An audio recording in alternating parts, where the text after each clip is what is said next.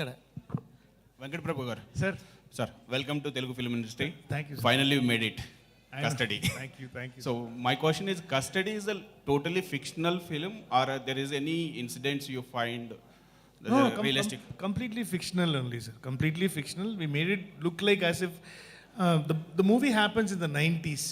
So we made because I wrote the movie as if it is happening in the 90s, because I can give a feel to the audience where they can imagine as if it is really happening. So in that time, you know, in the 90s, it could have happened, you know. So I wanted to give that feel to the film. So it's completely fictional. Nothing, no, it's not about anybody. And a lot of reports saying that the Mankanta, that's a gambler, Ajit film 2 is there in the script. So when will be there? Only Ajit sir has to say. The script is ready, sir? Or No, we've been talking.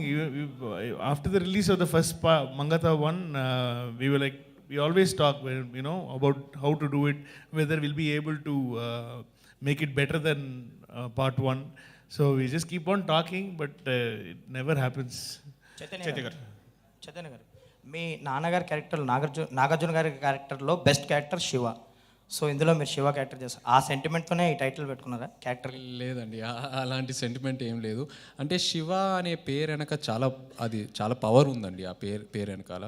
So ఈ సినిమాలో, custody సినిమాలో శివ కూడా తన character వెనకాల ఆ layers ఉన్నాయి. So అందుకే ఆ పేరు పెట్టడం జరిగిందండి.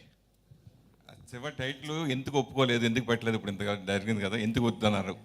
Any particular reason? ఎందుకండి ఊరికే గిమిక్ కోసం ఒక టైటిల్ అలా వాడుకోకూడదండి.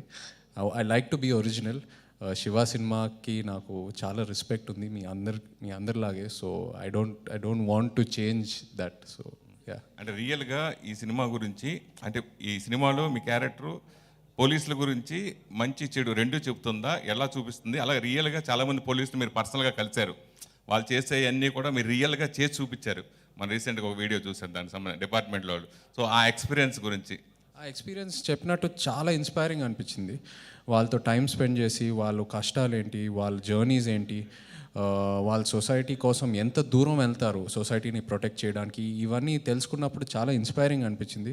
ఎట్ ద సేమ్ టైం మీరు కూడా ఈ కస్టడీ సినిమాలో శివ క్యారెక్టర్ జర్నీని ఎక్స్పీరియన్స్ చేశాక థియేటర్ నుంచి బయటికి వచ్చినప్పుడు మీకు అదే ఒక మోటివేషన్తో బయటికి వస్తారు.